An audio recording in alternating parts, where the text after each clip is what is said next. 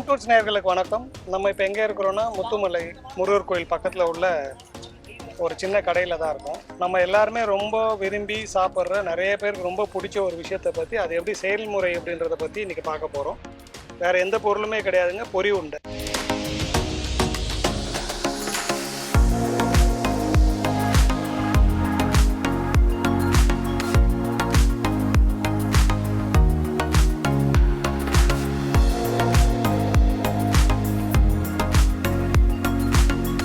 நிறைய கோவில்களுக்கு இந்த திருவிழா காலத்துலலாம் எங்கே போனாலும் இந்த பொரி உண்டையை நீங்கள் பார்க்கலாம். இது கம்பல்சரி, இது இல்லாமல் இருக்கிறதுக்கு வாய்ப்பே கிடையாது.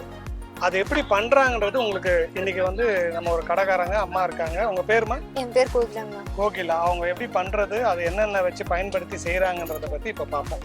இது என்னதுமா? இது வெள்ளைப்பாகுண்ணா. வெள்ளைப்பாகு. இது எப்படி தனியாக நீங்கள் வீட்லேயே காசு? வீட்டில் இல்லை, கடையில் பொரிக்கு தனியாக இருக்குது வெள்ளம். அதை பாவு கசி வச்சுக்குவோம்.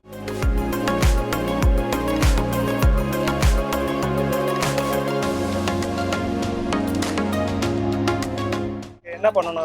அது தண்ணி ஊற்றி, எங்களுக்கு அளவு இருக்கு, ஒரு குடத்துக்கு இவ்வளோ தண்ணி, அதை ஊற்றி காசி வச்சுக்குவோம். அப்புறம் இவ்வளோ திக்கா இருக்கும். இவ்வளோ திக்கா இருக்காதுன்னா பதம் வந்த வாடி தான் பொரி கொட்டி கிளறி சூடாவே பிடிக்குது.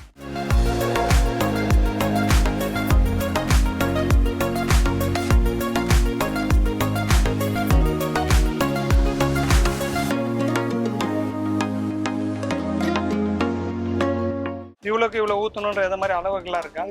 இதுக்கு எவ்வளோ பண்ணணும்? இப்போ நீங்கள் அது ஒரு ஜக்கு ஊற்றினோமா பொரிக்கு, அதை இந்த பொரி பேசன் இருக்குல்ல, ஆமாம் ஆமாம், இதோட அளவு. இது ஃபுல்லாக பொரி போட்டிங்கன்னா இது ஒரு ஜக்கு 2 ஜக்கு ஊற்றினா ஃபுல்லாக இதில் வந்துடும்.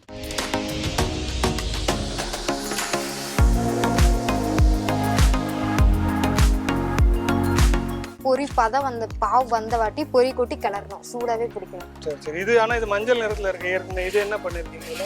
இதுல மஞ்சள் தூள் கலந்தே வரும்னா. மஞ்சள் தூள் கலந்த பொரியை தனியெல்லாம் நாங்க எதுவுமே நீங்க வாங்கும் போது இது மஞ்சள் தூள் கலந்தோட வாங்கி இந்த பாவை இப்ப காசிட்டீங்க.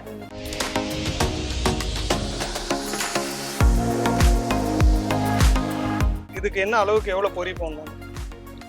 நம்ம வீட்டுல எல்லாம் பண்ணி காட்டுங்க.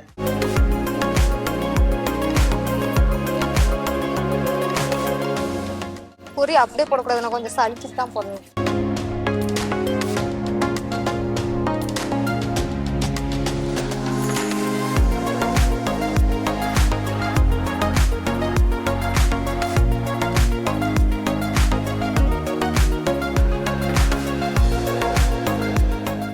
இந்த பொரியை கொட்டிட்டு இதுலயே வச்சு கலரிடுவீங்களா? ஆமாண்ணா.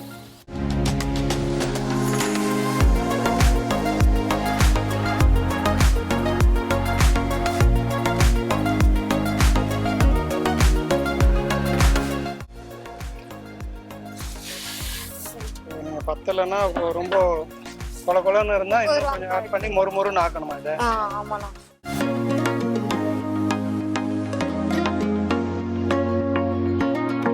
அவங்க அந்த பதத்துக்கு ஏற்ற மாதிரி எல்லாத்தையும் தயார் பண்ணிட்டாங்க. இப்போ இதுல இருந்து அவங்க உண்டை மாதிரி பிடிச்சி அங்கே வைக்கணும். இது என்னமா அது கூடுதலாக ஒன்று வச்சு? அது எண்ணெய் சூடா இருக்கிறதுக்கு தேங்காய் எண்ணெய் தொட்டுக்கிறது. சூடா இருக்கக்கூடாதுன்னு, கை சுடக்கூடாதுன்னு எண்ணெயை தொட்டு இந்த உண்டை மாதிரி.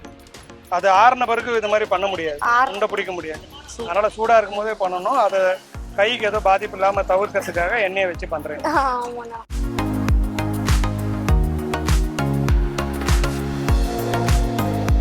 பொரி உண்டை எப்படி செய்யணுன்ற செயல்முறையை ரொம்ப சிம்பிளா பண்ணி காட்டிட்டாங்க. நம்ம பார்க்கறதுக்கு ரொம்ப சுலபமா இருக்கு. ஆனா இது நம்ம வீட்லயோ அந்த மாதிரி பண்ண முடியாது. அவங்க கிட்ட கேட்டதுல வீட்டுல எல்லாம் நம்ம பண்ண முடியாதான். இது மாதிரி ஒரு பெரிய இது வச்சு இவ்வளோ பெரிய குவான்டிட்டியில் பண்ணாதான் அது பண்ண முடியும். இது செயல்முறையை நம்ம இப்போ பார்த்துட்டோம். நீங்கள் ட்ரை பண்ணணும்னு நினச்சிங்கன்னா மேபி ட்ரை பண்ணி பாருங்கள். பட் அந்தளவுக்கு சக்ஸஸ் ஆகுமான்னு எங்களுக்கு தெரியல. உங்களுக்காக எப்படி பொரி உண்டை செய்யணுன்றதை நம்ம செஞ்சு காட்டிடுவோம்.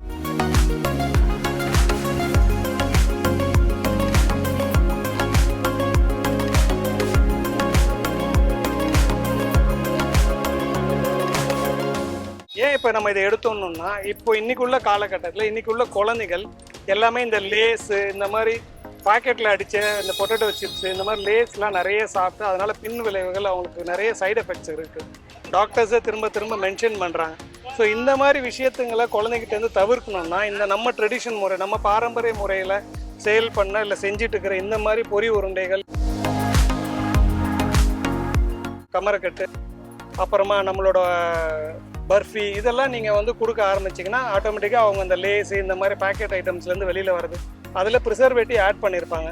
நீங்கள் எந்த பாக்கெட் ஐட்டம் வாங்கினாலும் ப்ரிசர்வேட்டிவ்னா அது 3 மாதம் தாங்குற மாதிரி 6 மாதம் இருக்கா மாதிரி அது கெமிக்கல்ஸ் ஆட் பண்ணி தான் அதை கொடுக்குறாங்க. அது குழந்தைங்களோட ஹெல்த்துக்கு ரொம்ப தீங்கு.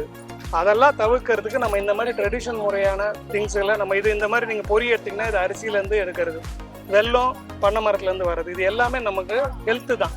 இல்லையே எந்த சைடு எஃபெக்ட்ஸும் எந்த உடலுக்கு எந்த பாதகமும் எதுவுமே கிடையாது. அதனால் இந்த மாதிரி வெளியில் வரும்போது கோவில்களுக்கு திருவிழாக்களுக்கு இந்த மாதிரி நிகழ்ச்சிகள் போகும்போது முடிஞ்ச அளவு குழந்தைங்களுக்கு இதை வாங்கி கொடுத்து இதை பழக்கப்படுத்துங்க.